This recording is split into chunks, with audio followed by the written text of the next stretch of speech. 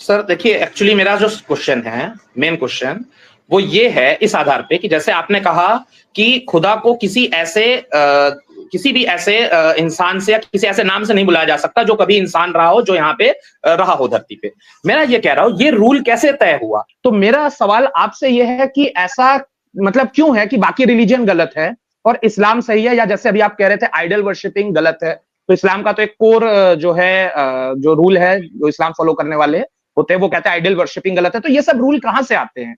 क्यों आपको लगता है आइडियल वर्शिपिंग गलत है? ये सब चीजों पे मेरा सवाल था। सबसे आसान तरीका कि आप मान लीजिए इस्लाम और हिंदुइज्म, ये इस्लाम, ये क्रिश्चियनिटी, इस्लाम और जुडिज्म, उसके जो रिप्रेजेंटेटिव्स हैं उनको देखें कि वो आपस में जो गुफ्तगू करते हैं तो कौन गालिब रहता है, किसकी बात ज्यादा मेक सेंस करती है। मेरी बाकायदा इसके ऊपर मेरा पूरा एक लेक्चर है कि इस्लाम ही क्यों, क्रिश्चियनिटी क्यों नहीं, जुडिज्म क्यों नहीं, हिंदुइज्म क्यों नहीं। मैं बहुत आसानी के साथ आपको समझाना चाहूंगा। दो वजह है। पहली वजह प्रिजर्वेशन और दूसरी वजह है फैलेशियस ना होना। जी पंकज जी अस्सलाम वालेकुम मुफ्ती साहब, आपको मेरी आवाज सही से आ रही है? जी बिल्कुल आ रही है। अच्छा जी, आज से लगभग 1 महीने पहले हमारी आपकी कुछ बातचीत हुई थी और बहुत सारे मतलब मेरे दिमाग में क्वेश्चंस हैं। औरतों के जॉब करने से रिलेटेड, राइट? बिल्कुल बिल्कुल बिल्कुल, आपने तो मुझे याद रखा है। मेरे दिमाग में बहुत सारे क्वेश्चंस हैं और एक्चुअली मैं आपके वीडियोस भी रेगुलरली देखता हूं, तो मैं बहुत सारे क्वेश्चंस ना पूछ के सीधा सीधा एकदम सेंट्रल जो है क्वेश्चंस पे आ जाता हूं। जैसे आपके जो भी मैं वीडियोस देखता हूं उसमें आपका का सारा जो आर्गुमेंट रहता है वो इस बेसिस पे रहता है कि कुरान एक सही बुक है जो कि सबको पढ़ना चाहिए। इस्लाम एक सही रिलीजन है, मतलब जितने भी रिलीजन है उसमें बाकी सब में कुछ ना कुछ गलतियां हैं, इस्लाम उनमें से जो है जो सही रास्ता दिखाता है। मेरा क्वेश्चन सीधा सीधा ये है कि अगर मैं किसी हिंदू प्रीस्ट या हिंदू फॉलोअर से बात करता हूं, वो कहता है कि गीता सबसे अच्छी बुक है, तुमने कभी गीता पढ़ी है क्या? तो वो फिर बताता है उनका रिलीजन बेस्ट है, उनका रिलीजन जो है आज के समय सब लोग मान रहे हैं। और इस तरह से अगर मैं किसी क्रिश्चियन पादरी या क्रिश्चियन फॉलोअर से अगर मैं बात करता हूं तो वो अपने रिलीजन को बेस्ट बताएगा। तो मेरा सवाल आपसे यह है कि ऐसा मतलब क्यों है कि बाकी रिलीजन गलत है और इस्लाम सही है? या जैसे अभी आप कह रहे थे आइडल वर्शिपिंग गलत है, तो इस्लाम का तो एक कोर जो है जो रूल है, जो इस्लाम फॉलो करने वाले होते हैं, वो कहते हैं आइडल वर्शिपिंग गलत है। तो ये सब रूल कहां से आते हैं? क्यों आपको लगता है आइडियल वर्शिपिंग गलत है? ये सब चीजों पे मेरा सवाल था। अब आप जवाब दे सकते हैं सर। ओके, इस तरह का सवाल एक मर्तबा और इससे पहले हुआ था और मैंने उसका जवाब ये दिया था कि इस दुनिया में ही जो हमारे पास निजाम है, चाहे आप प्रेसिडेंट से लेकर आप डिस्ट्रिक्ट मजिस्ट्रेट तक आ जाएं, वहां पर कॉन्सेप्ट वननेस का है। How many presidents you have, how many prime ministers you have, how many chief ministers you have, how many DMs and SDMs and commissioners you have, हर जगह हर पोजीशन पर एक ही है। ठीक है, क्यों?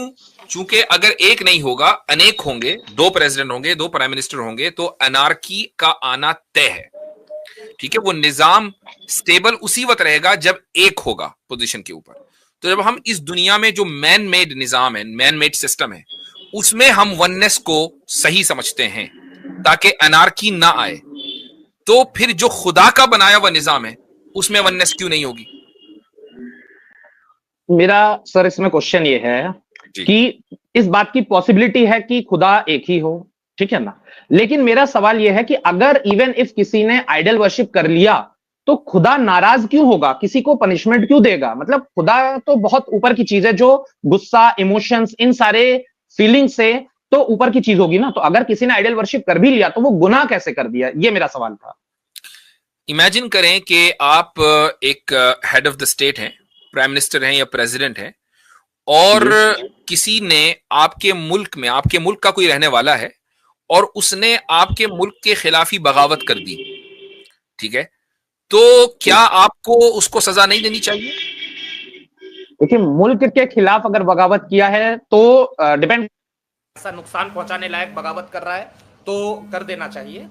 लेकिन अगर बगावत जैसे जो पूजा है, पाठ है, ये तो बगावत में नहीं आता है ना। नहीं, मैंने एक मिसाल दी है, वो आप डिफाइन कर रहे हैं कि बगावत में नहीं आता है, लेकिन ये head of the state define करेगा ना कि बगावत में आता है या नहीं। ये बिल्कुल ऐसा ही है, वो आपकी तरफ से आवाज का इशू हो रहा है। अब सही है? जी जी जी बताइए सर, वो किसी का कॉल आ गया था।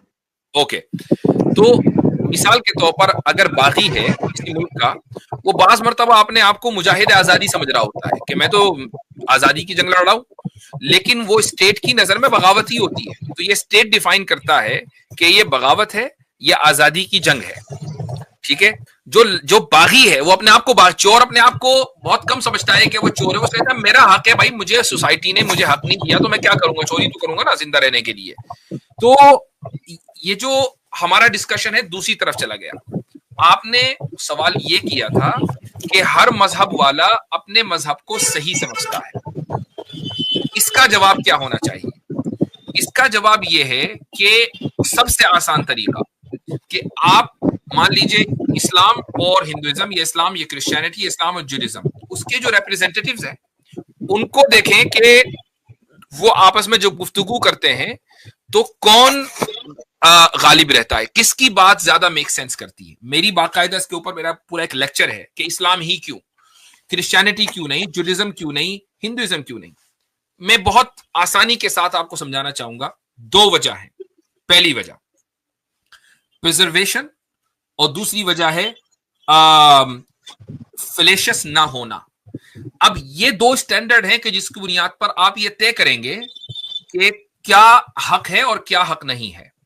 आप ये देखेंगे कि कौन सा रिलीजन है जो प्रिजर्वेशन का दावा करता है, अपने जो उसके स्क्रिप्चर्स हैं, और वो दावा सही है। ठीक है, कौन सा, नंबर वन। नंबर टू, आप ये देखेंगे कि कौन से रिलीजन में फ्लेशियस स्टेटमेंट्स यानी फैलेसीज पाई जाती हैं, कौन से रिलीजन में नहीं पाई जाती। मसलन क्रिश्चियनिटी में आपको बताया जाएगा कि 1 + 1 + 1 स्टिल इक्वल्स 1। भाई ये कैसे, ये क्या बात हुई, इक्वल 3 होना चाहिए ना, ये इक्वल 1 कैसे हो गया? ठीक है, आपको ये बताया जाएगा कुछ रिलीजन्स में कि है तो एक ही लेकिन उसके अवतार अनेक हैं। क्यों भाई? वो ह्यूमन एक्सपीरियंस को समझने के लिए उसको दुनिया में आना पड़ेगा। तो जो ह्यूमन का क्रिएटर है उसको ह्यूमन एक्सपीरियंस समझने के लिए ह्यूमन बनने की क्या जरूरत है? वो तो क्रिएटर है। आप मशीन बनाने वाले हैं तो आप मशीन का इन एंड आउट अच्छी तरीके से खुद समझेंगे, आपको खुद मशीन बनने की क्या जरूरत है? एक्चुअली सवाल सर थोड़ा डेविएट हो गया है। मैं हिंदुइज्म में जो क्लेम्स है उसको तो एक्चुअली जस्टिफाई नहीं कर रहा हूँ। मेरा अगर किसी हिंदू प्रीस्ट से भी सवाल होता तो मैं बहुत सारे सवाल करता, जिसमें से इस्लाम या आपसे मेरा एक ये सवाल है जो इस्लाम को सपोर्ट करते हैं। जैसे कि कई चीजें होती, जैसे कि कहा जाता है कि आइडल वर्शिपिंग एक शिर्क है, और ऐसे कई एनिमल है जिसको आप नहीं खा सकते, बाकी कुछ एनिमल है खा सकते हैं। तो इस तरह के जो रूल्स है, ये रूल्स कैसे है? मतलब जो खुदा है, मैं अपने आप को सोचता हूं अगर मैं खुदा होता तो ऐसे रूल्स तो नहीं रखता, या तो फिर सब तरह के नॉनवेज को खाने को मैं गलत मानता, और अगर कोई इंसान किसी एक पर्टिकुलर जानवर को खा सकता है तो किसी भी जानवर को खाने के लिए मैं किसी को पाप नहीं देता। और अगर मैं खुदा हूं, अगर मैं एक गॉड हूं, तो मैं इन इमोशन से तो बाहर रहूंगा ना, कि अगर किसी ने आइडियल वर्शिप कर भी दिया तो ऐसा तो है नहीं कि मैं उसको माफ नहीं करूंगा। मेरे लिए तो एक नॉर्मल सा एक एक्ट रहेगा। ये मुझे समझ में नहीं आता कि इस्लाम के जो ऐसे बहुत सारे रूल्स है कि ये करना है ये नहीं करना है, जो डूज एंड डोंट्स है, इसका क्या लॉजिक है? अच्छा, एक और बहुत बड़ा सवाल है, मैंने कई जगह आपको अभी पहले यहाँ रुक जाए ना।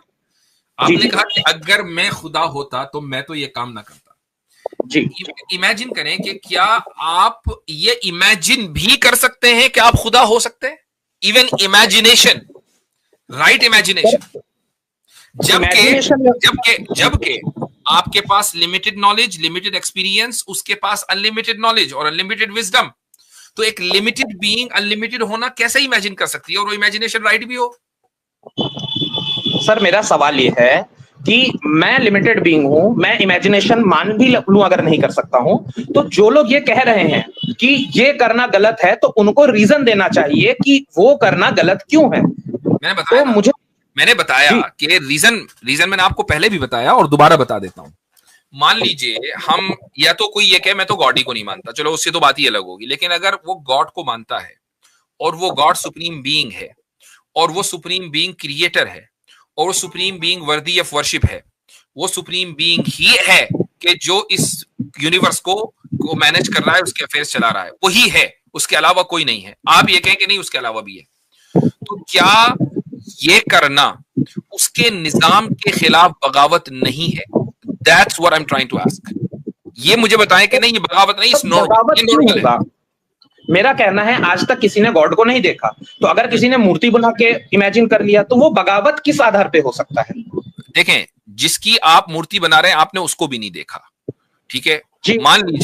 मान लीजिए आपने कहा कि मैंने गॉड को तो नहीं देखा लेकिन उसकी ये मूर्ति है।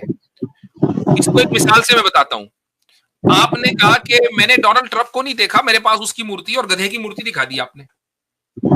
भाई अगर मान लो डोनाल्ड ट्रंप, वो क्या ये उसके खिलाफ डिफेमेशन नहीं होगा? होगा, क्योंकि जिसकी जो मूर्ति है वही दिखाए ना। आप उल्टी सी आप उसको फोटोशॉप क्यों कर रहे हैं? That's not right.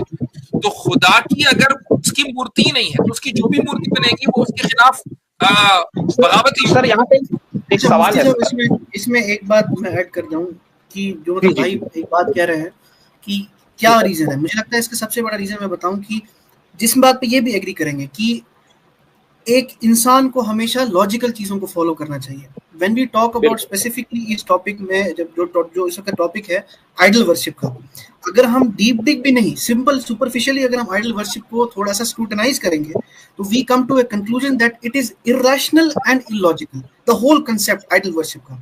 So this is one of the main reasons कि ईश्वर या खुदा या भगवान या गॉड वो आपसे ये कहता है कि भाई हमेशा अपने रीजन और लॉजिक को फॉलो करें। और अगर आइडल वर्शिप की जैसे कि आप बात कर रहे हैं, because it does not make sense, it is illogical, it is irrational, it violates laws of logic, that's why कि उसको करने पर जो है ईश्वर जो है वो आपको सजा देता है। इसको एक और मिसाल से समझा जा सकता है पंकज जी। एक आदमी है, उसको पता है कि मैं एक घर में पैदा हुआ, मेरे माँ बाप हैं, बड़े होकर ये कहता है कि नहीं मैं इसको बाप नहीं मानता, मैं तो उसको मानता हूँ। तो मुझे बताएं कि माँ बाप को तो फिर जाहिर सी बात है कि उस बेटे को घर से निकालने में टाइम नहीं लगना चाहिए। यानी उसने दो जुर्म किए, एक तो ये कि बाप का इनकार कर दिया, दूसरे ये कि माँ के कैरेक्टर पे इल्जाम लगा दिया सिर्फ मानने से। अभी उसने कुछ करना नहीं, फिर उसने कहा मैं तो उसको बाप मानता हूं दूसरे को। तो क्या ये सही है? सर एक्चुअली यहाँ पे दो जवाब मैं देना चाहता हूँ। पहले तो मम्मी पापा का कंपैरिजन गॉड से हो रहा है, जो जिस गॉड को इस्लाम में ही फॉर्मलेस, इमोशनलेस, मतलब हर तरह का इंसान की कल्पना से बाहर का समझा जाता है ना। तो ऐसे हम लोग जो एज अ ह्यूमन बीइंग हम लोग जो चीज फील करते हैं, जरूरी नहीं कि गॉड वैसा फील करे। एग्जाम्पल के तौर पे एक इंसान को अगर गलत कहता है, उसको गाली देता है, तो हो सकता है इंसान को बुरा लगता हो, और गॉड जो इन सारी चीजों से ऊपर है उसको बुरा नहीं लगता, पहली चीज। दूसरी बात मैं ये कह रहा हूँ, जो एक और सर है, उनका शायद है एक्नॉलेज इस्लाम, शायद इन्होंने मेरा जवाब दिया। और इनसे मैं कहना चाहता हूँ, इन्होंने कहा कि मूर्ति पूजा इलॉजिकल है, कोई भी काम ऐसा लॉजिक के अगेंस्ट नहीं करना चाहिए, और एकदम मैं मानता हूँ। लेकिन फिर सवाल यहाँ पे मुफ्ती साहब आपसे भी है कि जो 5 वक्त का नमाज है, एक खास दिशा में फेस करके नमाज देना, तो ये भी तो इलॉजिकल है। यहाँ पे ये कैसे होता है कि किसी वापस आते हैं। आपने कहा कि माँ बाप की एग्जाम्पल नहीं देनी चाहिए, चूंकि माँ बाप ह्यूमन है, नजर आ रहे हैं, गॉड नजर नहीं आता है। आपकी बात बिल्कुल ठीक है, लेकिन यहाँ थोड़ा सा फर्क है। वो फर्क क्या है? अगर हम माँ बाप और गॉड दोनों को कंपेयर इस तरह करें कि गॉड को माँ बाप जैसा दर्जा दें, ये गलत होगा। लेकिन अगर समझने के लिए, मिसाल देने के लिए, जो कि गॉड को ना आपने देखा ना मैंने देखा, तो अब हम उसको कैसे समझें? हम उन कैरेक्टर्स के जरिए समझ सकते हैं जो कैरेक्टर्स हमारी लाइफ में बहुत ज्यादा अहमियत रखते हैं और बहुत ज्यादा इज्जत रखते हैं। तो ऑब्वियसली बात है वो माँ बाप के कैरेक्टर्स है ना, वो कोई दूसरा कैरेक्टर तो नहीं है। तो समझने के लिए एक मिसाल दी है। मैं ये नहीं कह रहा हूं कि वो गॉड जो है वो माँ बाप की तरह एक्ट करता है, वो समझने के लिए एक मिसाल दी है। तो ये आपकी उस बात का जवाब है। असल बात यह है कि अगर आप महज इस मानने पर कि ये बाप मेरा बाप नहीं है, अगर कोई आदमी ये कहे और आप उसको उस घर के खिलाफ बगावत समझते हैं, जबकि उस बाप ने आपको क्रिएट नहीं किया, वो सिर्फ आपके दुनिया में आने का सबब है, और वो आपको सिर्फ रोटी देने का सबब है, रोटी उसने क्रिएट नहीं की है। तो इमेजिन करें कि वो गॉड के जिसने आपको क्रिएट किया और आपके लिए आपका घर क्रिएट किया और आपके लिए आपका खाना क्रिएट किया है, अगर आप उसको ये कहें कि ये गॉड मेरा नहीं है, वो मेरा तो फला गॉड है, तो क्या ये बगावत नहीं होगी? अब एक बात, अब आ जाए इमोशंस के ऊपर। आप बार बार ये कह रहे हैं कि भाई गॉड में तो ह्यूमन इमोशंस नहीं है।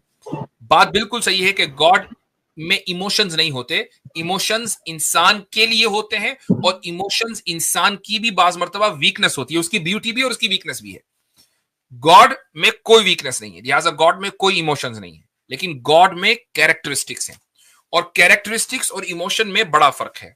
वो फर्क मैं आपको इस तरीके से एक मिसाल से समझाता हूं इमेजिन करें कि आप इस वक्त, और ये मिसाल मैंने कई मरतबा दी है, इमेजिन करें कि आप इस वक्त बेइंतहा गुस्से में हैं, और इतना गुस्सा कभी आपको नहीं आया कि आप बस चले तो सामने वाले की जान ले लें। उसी मोमेंट पर आप बेइंतहा खुश नहीं हो सकते हैं। एक इमोशन आपके ऊपर अगर हावी हो गया, आपके ऊपर ओवरकम हो गया, तो उसका जो ऑपोजिट इमोशन है वो उस वक्त नहीं आएगा। हाँ, पहले आपका गुस्सा ठंडा होगा, कूल डाउन होंगे, फिर उसके बाद खुशी की खबर मिलेगी, फिर खुशी ऊपर जाएगी, फिर आप बेइंतहा खुश होंगे। लेकिन कैरेक्टरिस्टिक्स, दो ऑपोजिट कैरेक्टरिस्टिक्स एक जात के अंदर, एक बीइंग के अंदर एट द सेम टाइम होते हैं। खुदा अगर एक तरफ निहायत मर्सीफुल है कि वो किसी को बिला वजह नुकसान नहीं पहुंचाएगा, तो उसी वक्त वो कहार भी है कि अगर उसके खिलाफ कोई बगावत करेगा तो वो सख्त सजा देगा। दोनों ये क्वालिटीज हैं, कैरेक्टरिस्टिक्स हैं, ये इमोशन नहीं है। और एक और फर्क बता दूं, हमारा जो इमोशन होता है ना, हम अपने इमोशन की बुनियाद पर इमीडिएटली रिएक्ट करते हैं।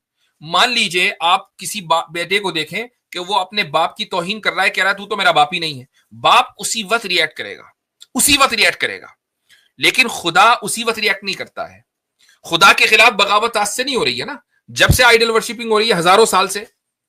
लेकिन क्या खुदा ने तमाम आइडल वर्शिपर्स को निपटा दिया? नहीं, वो कह रहा है कि पहले मरोगे, उसके बाद मेरे पास आओगे, यहां इंसाफ होगा। तो इमोशन किधर है? जी, अब बोलें आप।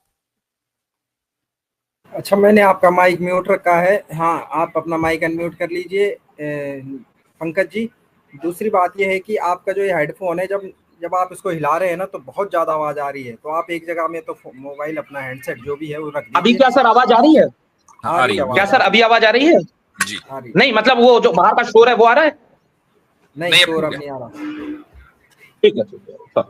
मैं ये कह रहा हूं सर, मेरा सवाल है, जैसे आप कह रहे हैं आइडल वर्शिप आप कर रहे हैं, जो आपका पूरा एग्जांपल है कि अगर एक गलत खुदा को हम मान रहे हैं तो जो भी है खुदा ऑफेंड हो जा रहा है, मतलब ये पूरा है। हालांकि अभी भी मैं इस आर्गुमेंट से सेटिस्फाइड नहीं हूं, लेकिन मेरा जो दूसरा इसके बाद एक स्ट्रॉन्ग आर्गुमेंट ये है कि जब मुस्लिम्स कहते हैं कि अल्लाह ही एक खुदा है, मान लेते वो आइडल वर्शिप नहीं कर रहे, लेकिन उन्होंने खुदा का नाम अल्लाह दे दिया, तो ये कैसे पता चलता है कि खुदा जो है उनका नाम अल्लाह है? क्या यहाँ पे गॉड जो है, जो भी क्रिएटर है, अगर है तो, हालांकि मैं क्रिएटर पे अभी भी मैं नहीं जानता, श्योर नहीं हूं कि है कि नहीं है, लेकिन अगर क्रिएटर है तो क्या वो इस बात से ऑफेंडेड नहीं हो जाएंगे कि उनको ये पता चले कि कोई इंसान उनको किसी गलत नाम से बुला रहा है? अगर एक गलत फोटो पे पूजा करने से, एग्जैक्टली गलत नाम से। खुदा ये कहता है कि वलिल्लाहिल अस्माउल हुस्ना फदऊहु बिहा। खुदा कुरान में कहता है कि अल्लाह के बहुत से अच्छे अच्छे नाम है, उनमें से किसी भी नाम से तुम उसको पुकारना चाहो तो पुकार सकते हो। तो ये कोई जरूरी नहीं है कि आप अल्लाह को अल्लाह ही के नाम से पुकारें, किसी भी अच्छे नाम से आप उसको पुकार सकते हैं, लेकिन किसी गलत नाम से नहीं पुकार सकते। और उसका एक उसूल है, वो एक स्टैंडर्ड है। वो स्टैंडर्ड ये है कि वो नाम के जिससे किसी के अच्छा होने का पता चलता है, वो नाम आप अल्लाह के लिए इस्तेमाल, जैसे ईश्वर है, परमेश्वर है, आप खुदा को ईश्वर परमेश्वर कहना चाहे, कहें, नो प्रॉब्लम।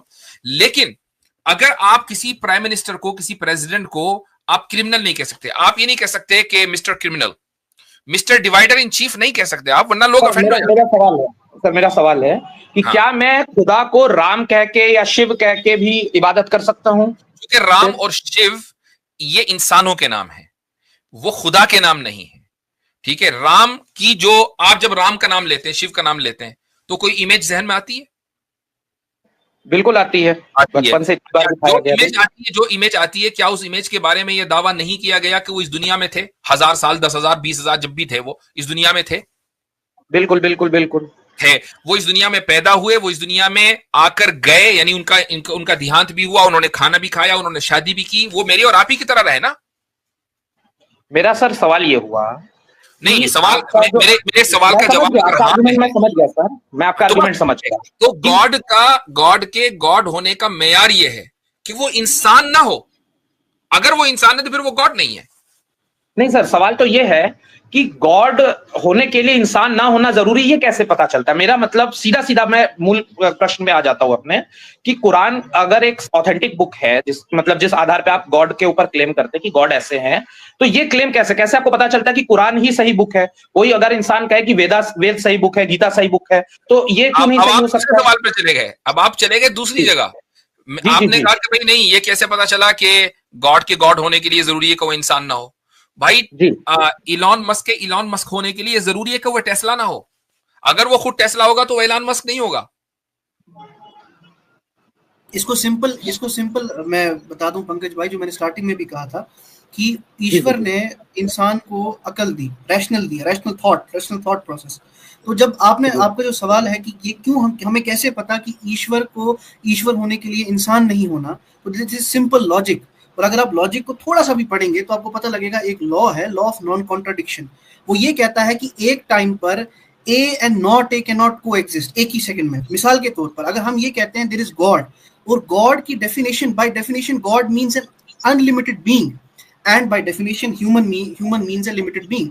तो जब आप ये कहेंगे कि that this human is God, then you are contradicting your statement, क्योंकि आप एक सेम ब्रेथ। मेरा एक सवाल है जैसे अभी हम यहां तक पहुंच गए कि इलॉन मस्क होने के लिए जरूरी है कि वो इलॉन मस्क हो, वो टेस्ला ना हो। जैसे ही वो टेस्ला होगा तो वो इलॉन मस्क नहीं होगा। ठीक है, ये बात जरूरी नहीं है। मैं एक इसका एग्जांपल देना चाहता हूं। मैं एक टीचर हूं, ठीक है ना सर, लेकिन अभी अगर मैं आपसे कुछ सीख रहा हूं तो मैं इस समय स्टूडेंट भी हूं।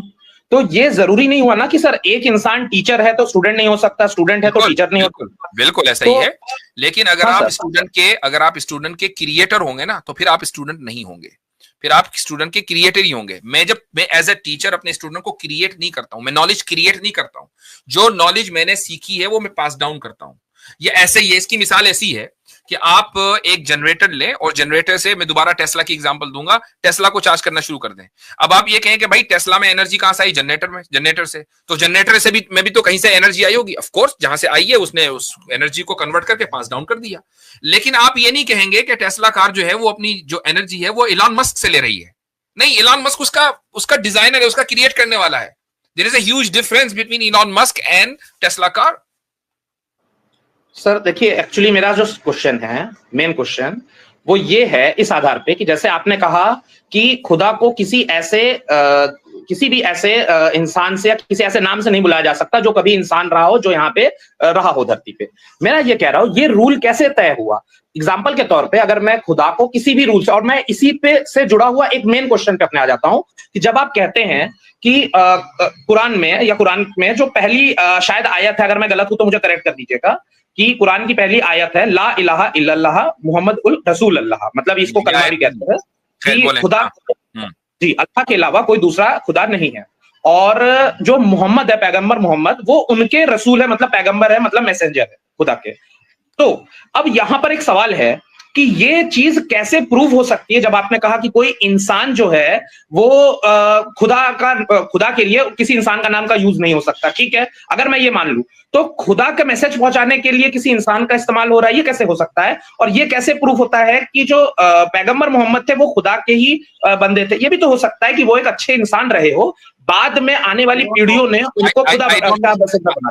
आई डोंट नो आपका मेन क्वेश्चन क्या है, चूंकि गुज़िश्ता 20 मिनट की गुफ्तगू में आपने बहुत सारे क्वेश्चन को ये कहा कि अब मेरा मेन क्वेश्चन आ रहा है, and then we are just going back and forth. Sir actually जो मेरा मेन क्वेश्चन है ना, मैं वहां नहीं आ पा रहा हूं। मेरा मेन क्वेश्चन एक्चुअली ये नहीं था कि मेन आप आइडियल वर्शन, लेकिन सर मैं मेन क्वेश्चन पे आ जा रहा हूं, आप मेन क्वेश्चन पे आ जाइए। मैं कह रहा हूं दुनिया में इतने सारे रिलीजन हैं। एक minute hold on, side question है उसका मैं जवाब दे दूं, जो आपने पहले किया कि जी हम ये कैसे और किसने तय किया कि हम एक इंसान का नाम हम खुदा को नहीं दे सकते? ये किसने तय किया? ये तय किया खुद खुदा ने, ये तय किया हमारी लॉजिक ने। मैं आपको बार बार टेस्ला की एग्जांपल इसीलिए दे रहा हूं कि in any human logic and capacity, आप चाहे वो बिल्कुल लो आईक्यू लेवल का बंदा हो, वो इलॉन मस्क को देखकर ही नहीं कहेगा टेस्ला चली आ रही है। ठीक है, ये एक लो आईक्यू इंसान भी इसको नहीं कहेगा, वो डिस्टिंक्ट करेगा क्रिएशन और क्रिएटर के दरमियान। जबकि इलॉन मस्क को हम क्रिएटर नहीं मानते, डिजाइनर मानते हैं, डिवेलपर मानते हैं। ठीक है, तो ये एक ह्यूमन लॉजिक है और ये शेयर्ड ह्यूमन लॉजिक है। इसीलिए मैंने कहा था शुरू में कि दो मेयार हैं कि जिसकी बुनियाद पर आप किसी भी मजहब को सही और गलत समझते हैं। पहला मेयार है प्रिजर्वेशन और दूसरा मेयार है फैलेसीज। अब आप देखें कि एक इंसान का नाम खुदा को देना, चाहे वो राम जी हो, चाहे वो विष्णु जी हो, कृष्ण जी हो, ये इंसान की इमेज आपके जहन में आती है, और इंसान थे, इस दुनिया में आए थे, इंसानों की तरह ये आर्गुमेंट मैं समझ चुका हूं। होल्ड ऑन, वो नाम जब आप खुदा को देंगे तो ये फैलेसी है, भाई वो खुदा खुद है, खुदा खुद धरती पर आ गया, खुदा खुद इंसान बन गया, खुदा खुद मर गया, खुदा खुद जिंदा हो गया, खुदा को खाने की क्या जरूरत आ गई, खुदा को ह्यूमन पेन समझने के लिए क्यों इंसान बनना पड़ा? जो खुदा का, जो इंसान का डिजाइनर है, वो इंसान के पेन को क्यों नहीं समझ सकता बगैर उस डिजाइन के बने हुए? यानी टेस्ला को कैसे परफॉर्म करना है तो इलॉन मस्क को टेस्ला बनना पड़ेगा, वो तो वैसे ही जानता है कि कैसे परफॉर्मेंस होगी। तो दैट्स माय आंसर। सर जो क्वेश्चंस आपने सर आंसर दिए हैं, एक्चुअली इस पे बहुत सारे क्वेश्चन क्रिएट होते हैं। जैसे आपने कहा कि किसी भी क्रिएटर को कैसे जरूरत पड़ती है अपने क्रिएशन को टेस्ट करने के लिए, उसे तो खुद ही पता है। अभी यहाँ पे बहुत सारे टेस्ट नहीं, ह्यूमन पेन को समझने के लिए, ह्यूमन पेन को समझने के लिए, ह्यूमन एक्सपीरियंस को समझने के लिए। जी, ये आपको कैसे पता चला कि खुदा ये चाहता है, खुदा ये चाहता है कि उनके ये नाम हो? मुझे बताएं कि राम जी अगर खुदा हैं या थे तो वो उसको उनको आने की क्या जरूरत थी? इंसान कोई जरूरत नहीं थी। मैं तो बिल्कुल, मुझसे अगर मेरा आप आइडियोलॉजी पूछेंगे तो मैं तो बिल्कुल कहूंगा आने की कोई जरूरत नहीं थी। जो खुदा कहता है कि मेरे इच्छा से ही सारा संसार चल रहा है, सारा यूनिवर्स, सारा कायनात मेरी इच्छा से चल रहा है, तो उनको आने की कोई जरूरत ही नहीं। अगर दुनिया में इतना पाप है, इतना कुछ चीजें चल रहा है, बल्कि ये तो इस तरफ इशारा कर रहा है कि कोई खुदा है ही नहीं। नहीं, ये बात राम जी के आने की नहीं है। राम जी आए, नो टेंशन। बात इसकी है कि खुदा राम जी बनकर आए, इसकी जरूरत थी। सर मैं ये अगर आपसे सवाल पूछूं कि खुदा को अपना मैसेज भेजने के लिए किसी मैसेंजर की क्या जरूरत है, क्या इसका आप जवाब दे सकते हैं? बिल्कुल दे सकते हैं, बिल्कुल दे सकते हैं। खुदा को मैसेज भेजने के लिए मैसेंजर्स की जरूरत नहीं है, लेकिन उसने मैसेंजर का इंतखाब, इस रास्ते का इंतखाब इसलिए किया ताकि हम उस मैसेज को सही तरीके से समझ सके और हमारा टेस्ट एंड ट्रायल हो जाए। इमेजिन करें, मैं एक मिसाल देता हूं आपको। क्या इस दुनिया में कोई इंसान है ऐसा कि जिसको यह पता ना हो कि वो इंसान है? सर डिपेंड करता है, अगर वो पागल नहीं है, कॉमन सेंस वाला, नॉर्मल की बात हो रही है, पागल की बात नहीं है, वो तो पता है बिल्कुल कि वो इंसान है। एक इंसान को, अच्छा इमेजिन करें एक कीड़ा है, ठीक है, कीड़े के लेवल पे चले जाएं आप। क्या उसको पता है कि मेरी ये स्पीशी है, मैं कीड़ा हूं, और यानी वो वाला कीड़ा जो भी होगा वो उसको पता है? अगर वो बुद्धिमत्ता, इंटेलिजेंस के लेवल पे नीचे आएंगे तो एक स्तर पे उसको कुछ अवेयरनेस नहीं होगी, उसको कोई अवेयरनेस नहीं। एग्जैक्टली। एक इंसान को इंसान होना ऑब्जेक्टिवली हर इंसान को पता है, और ये खुदा ने ही उसको बताया। हम इस कॉन्शियसनेस के साथ पैदा होते हैं। इमेजिन करें कि क्या आप ये कह सकते हैं कि भाई हमारा जो एग्जाम है, हमारा जो टेस्ट है इस दुनिया में, वो ये कि हमें ये पता चल जाए कि हम इंसान है या जानवर? क्या ये टेस्ट सही है? नहीं, क्योंकि हर एक को पता है, इस पर टेस्ट होगा ही नहीं। अगर मान लो खुदा अपना मैसेज हर एक की बुद्धि में डाल देता पैदाइश के वक्त, तो क्या इस दुनिया को आप ये कहते कि यहां टेस्ट एंड ट्रायल है, या ये फाइनल डेस्टिनेशन होता? आपका कहना है सर, जो मैं आपके बातों से समझाऊं, कि खुदा ने जानबूझ के कुछ लोगों में बुद्धि नहीं दी है? नहीं, no, that's what I am saying. मैं ये कह रहा हूं कि उसने अपने मैसेज को हमारे ब्रेन में पैदाइश के वक्त इसलिए नहीं डाला है कि अगर हम उस मैसेज के साथ पैदा होते तो हर एक इंसान को जिस तरह ऑब्जेक्टिवली ये पता है कि वो इंसान है, उसको ऑब्जेक्टिवली ये पता होता कि क्या करना है, क्या नहीं करना है, कौन खुदा है, कैसे उसकी इबादत करनी है, क्या गलत है, क्या सही है। जब ये सबको पता होता और कोई उससे हट ना सकता, तो क्या इस दुनिया में ट्रायल होता? क्या उसको आप ट्रायल कहते हैं? दुनिया में ट्रायल के लिए आए? नहीं। आपका कहना है सर, जो मैं आपकी बात को समझाऊं, कि टेस्ट होने के लिए जरूरी है कुछ लोग फेलियर्स हो, कुछ लोग फेल कर जाए, कुछ लोग, मतलब सबको पहले से आंसर्स ना पता हो, यही ना? टेस्ट होने के लिए ये जरूरी है कि हमारे जहन में मैसेज खुदा का हार्ड वायर्ड ना हो। टेस्ट होने के लिए जरूरी है कि मैसेंजर के जरिए मैसेज भेजा जाए, और वो मैसेंजर आपको बताए कि मैं खुदा का मैसेंजर हूं, और उसके पास निशानियां हो, उसके पास दलीलें हो। कुछ लोग उस दलील को मानेंगे, कुछ नहीं मानेंगे, तभी तो फ्री विल होगी, वरना फ्री विल कहां होगी? तो सर मुद्दा तो ये है कि अगर कोई भी कल को उठ के कहे कि मैं खुदा का मैसेंजर हूं, जो कि आज के समय आप जान ही रहे हैं, बहुत सारे इंडिया में तो ये बाबा कल्चर बहुत चल रहा है, तो कोई भी उठ के कहेगा मैं मैसेंजर हूं, मेरी बात मानो, तो अब इस बात का भी खतरा रहता है कि वो इंसान कोई गॉड मैन ना होकर के कॉन मैन हो। तो ये कैसे तय होगा कि कौन सा इंसान मैसेंजर होगा, कौन सा नहीं होगा? हर इंसान कह सकता है कि मैं मैसेंजर हूं, मैं सही। अब आप दूसरे क्वेश्चन की तरफ, आई डोंट नो कौन सा क्वेश्चन है, 10वां क्वेश्चन है, 10वें क्वेश्चन की तरफ चले गए कि अब ये कैसे पता चलेगा कि खुदा का मैसेंजर कौन है? हमारे पास उसके भी उसूल साख्ते हैं भाई, कि खुदा का मैसेंजर होने के लिए जरूरी यह है कि उसकी जिंदगी बेदाग हो, वो जो दावा कर रहा हो वो दावा हो जो जिंदगी में पहली बार किसी ने न किया हो, बल्कि शुरू से लेकर कंटिन्यूअसली और कंसिस्टेंसी के साथ वो दावा चला आ रहा हो, और खुदा ने उसको कोई ऐसा पैगाम दिया हो कि जिसको कोई चैलेंज ना कर सके। तो ये सारे पूरा क्राइटेरिया मौजूद है। ऐसा कोई आदमी आ जाएगा तो ठीक है, वो उसको सामने पेश करे, ऐसा कोई है ही नहीं। सर मेरा ये कहना है, जैसे आप कह रहे हैं कि मैं सवाल मेरे ख्याल से पंकज भाई मेरे ख्याल से बहुत ज्यादा टाइम हो गया सर, मेरे सवाल का जवाब नहीं मिला सर। मेरा सवाल आपके कौन सा सवाल था आपका? I don't know. मेरा एक ही सवाल है, जैसे ये सारे सवाल एक ही चीज से जुड़े हैं, इसका जड़ सर आप सुन लीजिए, ऐसा नहीं करना कि आपको तब से हजरत जवाब दे रहे हैं, अपना टाइम दे रहे हैं, एक्नॉलेज भाई ने भी आपको जवाब दिया और आप लास्ट में कहे मुझे जवाब नहीं मिला। अब आप एक सवाल सर मेरा सवाल का एक्चुअली मैं आपको, अगर आप मुझे 1 मिनट दे तो मैं समझा दूं, जवाब नहीं अब नहीं, आप अगले हफ्ते आइएगा, बाकी कॉलर्स की तरफ भी बढ़ना है, ठीक है सर। लेकिन मैं ये कहूंगा ये थोड़ा सा नाइंसाफी है किसी ऐसे मुझे कोई ऐसा, अच्छा मैं एक और चीज बता दूं, अगर आप मेरे सवालों का जवाब देते हैं तो मैं सही में आइडल वर्शिप बंद करके मैं सही में एक रिलीजन की तरफ आ जाऊं, लेकिन मुझे कोई लॉजिक दे नहीं पाता है। मैंने एक चीज देखा, मैं जो सवाल करता हूँ, एक मिनट तो भाई, एक मिनट, जस्ट अ सेकंड। चूंकि मैं ये नहीं कह रहा हूं कि मैं सवाल का जवाब दूंगा तो आप एकदम आइडल वर्शिपिंग बंद करेंगे। It's none of my business. वो आप जाने, आपका काम जाने, ठीक है, आप करें ना करें, आप इस्लाम में आए ना आए, वो आपकी अपनी कामयाबी नुकसान है, मेरा उससे कोई लेने देने, मैं आपको प्रेशराइज नहीं कर सकता हूं। आपने इस सेशन में जितने सवाल किए उन में से एक सवाल का मैंने जवाब दिया। अब अगर आप खुद ही अपने जवाब नहीं आ रहा सर, मेरी बात तो सुन लीजिए, आप मेन क्वेश्चन पर नहीं आ रहे ना। मेन क्वेश्चन क्या है? सर मेन क्वेश्चन में मैं था, मेरा एक ही सवाल था, जब आपने मुझे इसका जवाब देना शुरू किया कि जो है खुदा को किसी आम इंसान के नाम से नहीं बुलाया जा सकता, जब आपका ये था, मेरा तभी से एक क्वेश्चन था कि ये जो सारी जो नियम है, ये सारे नियम कहां से आ रहे हैं? तो आपका जवाब होता है कि ये सारे नियम कुरान से आ रहे हैं, और मेरा डायरेक्ट सवाल ये था कि कैसे तय होता है कि कुरान ही सही बुक है? मैंने आते ही ये सवाल पूछा था। मैंने तो ये जवाब दिया। आप अपने जहन में एक खाका लेकर आए कि सवाल ये होगा तो मैं जवाब दूंगा, सवाल ये होगा तो मैं जवाब दूंगा, ठीक है। मैंने वो जवाब मैंने कहा ही नहीं कि नियम कुरान से आ रहे, मैंने कुरान का नाम ही नहीं दिया। मैं ये कह रहा हूं सर, मेरा सिर्फ ये ह्यूमन लॉजिक से, ह्यूमन लॉजिकली तो फिर मैं अगर कहूं सर, सुनिए तो सर, उनका सब जी द इशू इज, देखिए मैं बताता हूं इशू क्या आ रहा है आपको, क्यों मुफ्ती साहब की बात समझ नहीं आ रही। आपका एक सर आ रही है, मेरा एक सवाल का एक्चुअली वो एड्रेस नहीं कर रहे, बस ये बात कर रहा हूं, ये कहा उस तरह नहीं कर रहा हूं जिस तरह आप चाह रहे हैं। आप ये कह रहे हैं, होल्ड ऑन, आप ये कह रहे हैं कि मैं जवाब दूंगा ना, जब मुफ्ती साहब जवाब देंगे कुरान से आ रहे तो मैं फौरन कुरान के ऊपर सवाल उठाऊंगा कि कुरान में ये कैसे पता चला। मैं कह ही नहीं रहा हूं, मैं कह रहा हूं कि ये लॉजिकली जिसका जो नाम है आप उसको उसी नाम से पुकारेंगे। आप उसका नाम, अगर मान लीजिए आप किसी के बाप को ये कहें कि नहीं, मान ले किसी का नाम राम प्रकाश है, व्हाटएवर, अच्छा, अब उसका लड़का अपने बाप को कहे कि नहीं मेरे बाप का नाम तो क्रिमिनल है, तो क्या वो ये कहना कि मैं किसी कोई भी नाम से अपने बाप को पुकार सकता हूं? नहीं, you can not. Human logic इस चीज से इनकार करती है कि जिसका जो नाम हो वो नाम हटाकर वो नाम दिया जाए कि जो उसको डिग्रेड कर दे।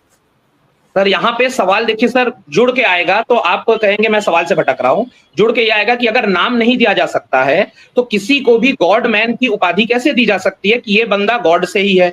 ये चीज का जवाब जो, जैसे सर मैं ये कहूं कि इस्लाम में ये इस बात पे बहुत जोर दिया जाता है। नहीं, मैं अगले सवाल को एंटरटेन नहीं करूंगा, चूंकि आप कहेंगे मेरे पिछले सवाल का जवाब नहीं दिया। पहले इस पर एग्री कर लें, क्या लॉजिकली किसी आदमी को वो नाम देना कि जिससे वो डिग्रेड हो जाए दुरुस्त है?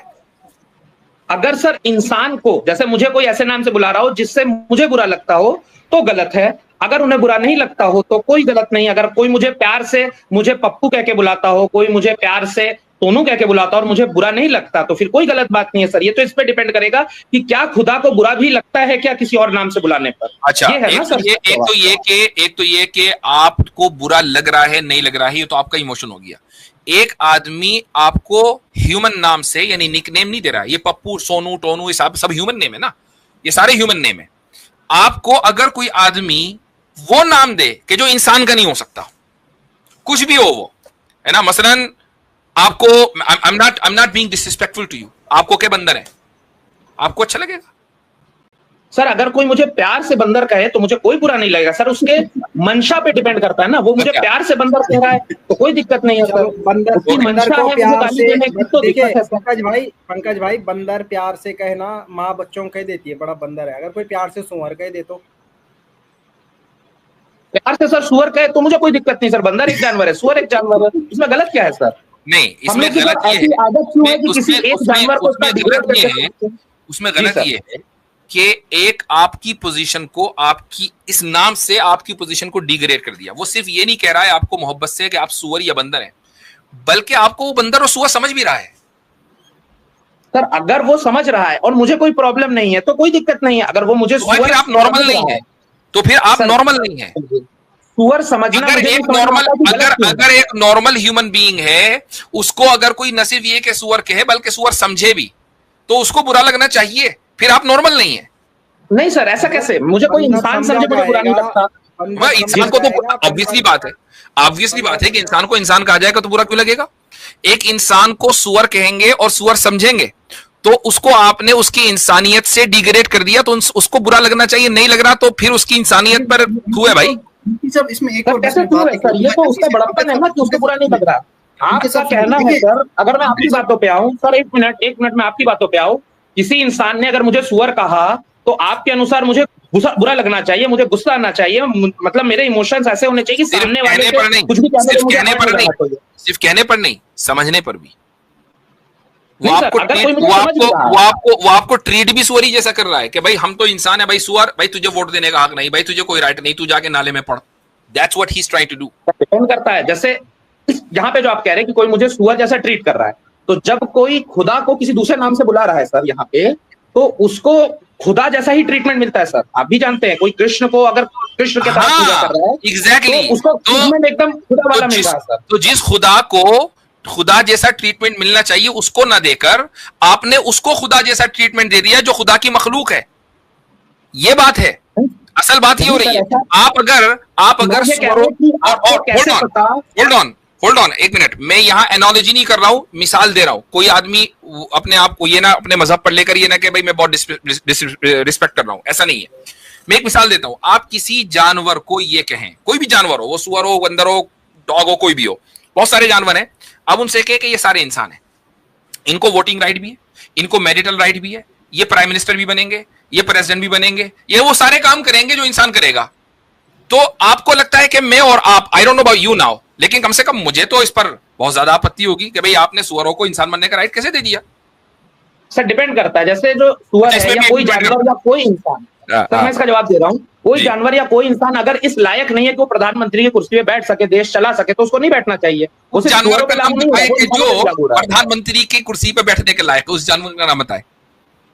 सर इंसानों में भी सब तो इंसान प्रधानमंत्री बनकर देश नहीं चला सकते। मैं जानवर के बारे में पूछ रहा हूँ, मैं जानवर के बारे में पूछ रहा हूँ, उस जानवर का नाम बताए जो प्रधानमंत्री की कुर्सी पे बैठने के लायक है। सर अभी वर्तमान में चूंकि हम इंसान, सर समझेगा जी, हम इंसान हम इंसान जो भी चीज बनाते हैं, जो भी राजा बनाएंगे, वो इंसानों को ही केंद्र में रख के सोचेगा, तो हम इंसानों को लगता है कि वो इंसान ही हो सकता है जो प्रधानमंत्री बने।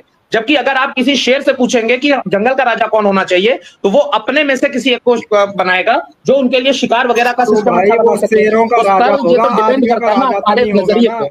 मैं कह रहा हूं कि क्या शेर अगले इलेक्शन में आप शेर को वोट देकर शेर को मुल्क का प्राइम मिनिस्टर घोषित करने वाले हैं? सर फिर मैंने आपको इसका जवाब मैंने दिया सर, अगर शेर इंसानों के ऊपर राज करने वाला है तो मैं वो नहीं पसंद करूंगा, लेकिन तो शेरों के ऊपर राज करने वाला शेर ही है ना सर। मैं वही कह रहा हूं, आप कह रहे हैं कि डिपेंड करता है। भाई जब आप किसी जानवर को इंसान का दर्जा देंगे तो इंसान बर्दाश्त नहीं करेंगे। किसी इंसान को खुदा का दर्जा दिया जाएगा तो खुदा भी बर्दाश्त नहीं करेगा। That's what I'm trying to आपको कैसे पता सर, मेरा सवाल सिर्फ ये है, या आपको कैसे पता कि जो दूसरे धर्म के लोग जिसको भी खुदा बना के पूजा कर रहे हैं वो खुदा नहीं है? आपका ये आर्गुमेंट था कि वो इंसान बन के पैदा होकर खुदा नहीं है। आप बार-बार वहां पे क्यों आ जाते हैं? देखिए आपको मैंने इसीलिए कहा कि मुफ्ती साहब ने भी इसका लॉजिकल जवाब नहीं मिल रहा ना। आपका ये कहना है जो इंसान बन के पैदा हुआ वो खुदा नहीं बन सकता। आपको पंकज जी, आपको मुतमईन करना हमारी जिम्मेदारी नहीं है। हमारी जिम्मेदारी यह है कि आपके सवाल का जवाब दें। आपने और ये लास्ट कमेंट है, चूंकि हमें फिर आगे बढ़ना है। आपने सवाल किया, लेकिन अभी आपसे शायद मैं आपकी एक बात सुन रहा था, आपने इससे पहले कि किसी, सुन लीजिए, आपने ये सवाल किया था कि हम किस लॉजिक की बुनियाद पर इंसानों को के नाम पर खुदा को नहीं पुकार सकते। वो लॉजिक मैंने दे दी। अब ये कि आप मुतमईन नहीं है, दैट्स फाइन। हम यहां मुतमईन करने के लिए नहीं बैठे, दैट्स एब्सोल्युटली ओके। आप ये कह सकते हैं भाई मुझे तो सवाल का जवाब नहीं मिला, दैट्स ओके। हमारे ऑडियंस भी यहां आते हैं सीखने के लिए। तो अब हम ये है कि मैं ये नहीं कह रहा हूं कि आपसे गुफ्तगू करके मुझे पहले भी अच्छा लगा, आज भी अच्छा लगा, लेकिन जाहिर है कि हम पूरा वक्त एक ही कॉलर को नहीं दे सकते हैं। तो आप नेक्स्ट टाइम आ जाएं, इस चीज को हम आगे बढ़ाएंगे इंशाल्लाह। ठीक है, इनको अनम्यूट करके लास्ट बात इनसे ले लें। अनम्यूट करें आप अपने को पंकज बनर्जी, और फिर आगे बढ़ते हैं। चले, मैं कर देता हूं जी, बोले सर। मैं ये क्लास लाइन बताना चाहता हूं आपसे। अभी जो मैं आपकी बात सुन रहा था, आपने इससे पहले के किसी बात करने वाले से आपने ये कहा था कि आप हर सवाल का जवाब दे सकते हैं। आप उसमें से एक जो एक्स मुस्लिम साहिल है, कोई उसकी बात उठाया था, तो आपने कहा आप हर बात का जवाब दे सकते हैं। लेकिन सर मैं यही कह रहा हूं ना, यहाँ पे जो कॉन्वर्सेशन हो रहा है, यहाँ पे क्या है कि हम लोग के पास बहुत लिमिटेड टाइम है। मैं जो मेरे जो आर्ग्यूमेंट है वो मैं इसलिए नहीं रख पा रहा हूँ क्योंकि बार बार माइक म्यूट हो जाता है। तो मैं ये कह रहा हूँ किसी ऐसे प्लेटफॉर्म का आप जगह बताइएगा जहां पे मैं आपसे या आपके कोई भी, अगर आपके जानकार में कोई स्कॉलर हो जिनसे मैं डायरेक्ट बात कर सकता हूँ 1 to 1, वो आप मुझे जगह पे प्लेटफॉर्म बता दीजिएगा। हम इसको किस्तों में कर लें, वरना तो फॉरएवर हम बात करने की कोई फायदा नहीं है। जैसे अभी आपसे बात करते हुए आधा घंटे से ज्यादा गुजर चुका, तो नेक्स्ट टाइम आ जाए, 15-20 मिनट 25 मिनट फिर बात कर लेंगे। इस तरीके से आपकी बात मुकम्मल हो जाएगी। ठीक है, नहीं मुकम्मल हो रही है तो फिर 1 to 1 इंशाल्लाह बात करेंगे कभी जूम पर। क्या है उस मसला? ठीक है सर, ठीक है, चलिए ठीक है, इजाजत लेंगे आप।